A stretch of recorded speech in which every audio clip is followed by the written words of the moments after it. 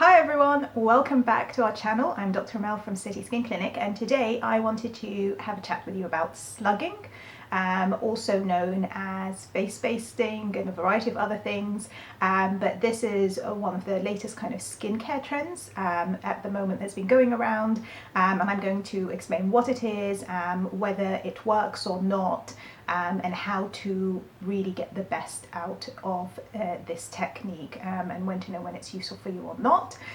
Before I get started, if you're new to this channel, welcome. Please don't forget to subscribe and hit the notification bell. If you're a returning visitor, welcome back. Thank you for all your support. So, what is slugging? Well, slugging is a trend that's emerged out of TikTok, and now it's kind of reached the mainstream. There are lots of articles about it, lots of kind of pro, anti sort of opinions about it. But at its basis, slugging is the concept of coating your face, so the skin on your face, before you go to sleep, with a thin layer of Vaseline, most commonly, or petrolatum as well. So slugging itself, let's quickly point out, is not new. It may be something that's now entered the mainstream, but actually this concept, the skincare technique, has long been used quite widely in the black skincare community, and also it's popular in the K-beauty world as well. And so I think there's a lot of bemusement from people who have been using this for decades and decades, that all of a sudden it's a trendy fashion. Slugging, if you see TikTok videos or if you see any YouTubers or whatever, you'll notice that the idea is, at just before you go to sleep, onto clean skin, you apply a really thin layer of Vaseline or a petrolatum that's equivalent to that. So Vaseline is most commonly used. Now, what is the basis behind this? So things like Vaseline, they don't get absorbed into the skin. Vaseline sits on top of the skin and it kind of occludes, it creates a barrier around the skin. And what that does is it traps water, it prevents transepidermal water loss, so water from kind of escaping through your skin into the environment. And the reason that that is useful is actually if you reduce that water loss, then the skin underneath remains more plump, it remains more hydrated. And in the morning when you remove it, because it's whatever hasn't wiped into your pillow and onto your pillowcase, your skin feels much softer, much smoother. It looks more hydrated. It feels bouncier. So it does work, particularly if you're someone who has very dry skin. This can really work because what you're doing is slowing down and reducing that transepidermal water loss, and you're kind of helping reinforce the skin's barrier, which in people with quite dry skin, that barrier may be quite thin, and that's part of the process of kind of the skin feeling tight, it looks dry, it's scaly. So on that basis, there is definitely scientific basis behind it. It does work. However, a couple of things to note. So firstly, one of the big kind of controversies is there's a lot of people, particularly in the clean beauty community, who are against this because, Vaseline and petrolatum, they're all byproducts of the fossil fuel industry and their chemicals. And so there's a whole kind of school of thought that's saying, well, they're irritating to the skin, blah, blah, blah. So here's the truth. Firstly, yes, they are byproducts, waste products from the petroleum industry. These would have been thrown away anyway, but to be honest, even most of the beauty industry depends at the moment, like all other industries, on fossil fuels one way or the other. Even if you have 100% clean beauty products, you're manufacturing them in a factory that isn't using clean renewable energy. So there's that, and the petroleum byproducts, they're there regardless. No one's burning fossil fuels just to create Vaseline. It's a byproduct of that industry that's horrible, but that's just something worth.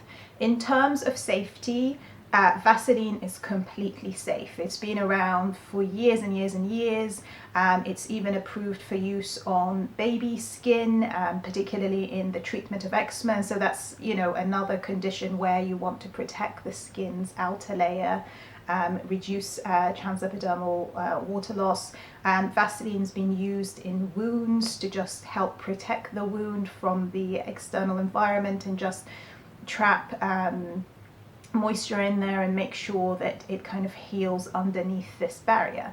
So from a safety perspective, it's perfectly safe if you're using Vaseline or another well-known established brand. Things like mineral oil are also safe. Again, look for a brand that's well known, that's been around for a long time, that has good manufacturing techniques. So in terms of safety, there's no problem unless you're someone with some specific reaction or allergy to these products, then you're okay. And if you're someone with eczema or other kind of dermatitis condition, again, this will be fine unless you specifically are allergic to it. So that's really important. When it comes to being sensitive about, you know, not wanting to use something that's a byproduct of the fossil fuel industry, that's an ethical kind of question. But like I said, you have to see that in the wider context of, you know, we need renewable energy. Very few products at the moment are 100% clean because one way or another power has been used to make them or transport them. So that's something that you have to kind of think about. The other thing that more importantly I want to kind of discuss is, so this technique itself is great, but it's not for everyone. If you have acne prone skin or really oily skin, then this might not be good for you. The reason for that is that, so whilst the Vaseline, let's say, won't get absorbed into the skin, if you're trapping the excess oil produced there and it's not kind of moving away, that can cause inflammation and irritation underneath. And so that can actually make your acne and your inflamed skin worse.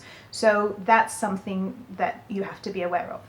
The other thing is, whilst you want to prevent transepidermal water loss, you don't want to completely stop it. So Vaseline is good because it allows about 1% of the water to be lost. And the reason you don't want to stop it completely is that your skin needs to lose a little bit of water in order for the lipids, so the fat layer underneath, to be replenished and built up so that your skin's own barrier is built and replenished. So you need that little bit of negative feedback. If you completely stop it, then your skin stops renewing that layer itself. So you need a balance between it. So things like Vaseline will work fine. Now, alternatives. I mentioned that if you're someone who is allergic, for example, to Vaseline or find these products incredibly irritating for you, or if you have acne prone skin, then you can still do slugging or face basing, whatever you want to call it, but you may want to use something else. So there are other products that are emoliating that can act as an occlusive. Things like CeraVe have creams that will work really well for this purpose. Aquaphor, especially if you have incredibly sensitive skin or if you have oily skin, acne prone skin, so you can use something like Aquaphor.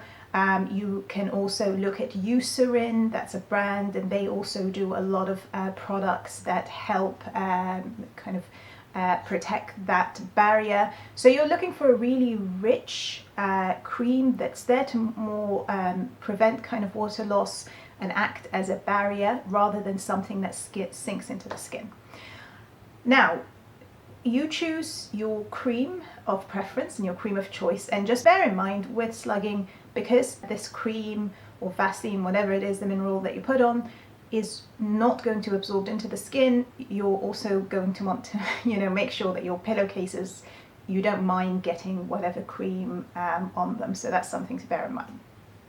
So now that you've decided to give slugging a try, how can you maximize your skincare routine around it? So one of the things that you want to do is you want to leave slugging as the last step before you go to sleep. So that means cleansing your skin. That means if you're using actives at night, like an exfoliant, So normally I advise people, if you're using acid exfoliants or if you're using an active like vitamin C, I prefer those to be used in the morning. But anyway, if you use them at night, you want to apply them, or if you use retinol or tretinoin at night, you want to apply that, but you want to give it time before you apply your cream. And the reason for that is, if you're applying these kind of irritating, exfoliating, active products to your skin, and then you occlude that layer, you may worsen the irritation. So firstly, you want to apply these a little bit earlier on in the evening. The other thing you might want to do is actually, especially if your skin gets quite irritated by retinol or anything like that, is apply a really hydrating serum or a really hydrating moisturizer that sinks into the skin first after you've applied them, and then you do your slugging. So your slugging is like the final sort of mask that you put on. So yeah, think of slugging as you know, like an old-fashioned mask, you know, that you would put on your skin before you go to bed, you know, as kind of the last bit of your skincare routine. So that's one thing that you want to make sure is you protect the skin, especially if you're using actives. To just summarize, slugging, it does work, but it's been around forever. It's certainly not new, it's certainly not a trend. It's actually super simple, it's nothing exciting, but it does help with reduced water loss, which makes skin dry and aged looking. If you are going to use slugging, just choose your cream. If you're someone with acne prone skin or incredibly sensitive skin, you may want to sample a few creams. Look for something that's not going to block the skin or irritate it.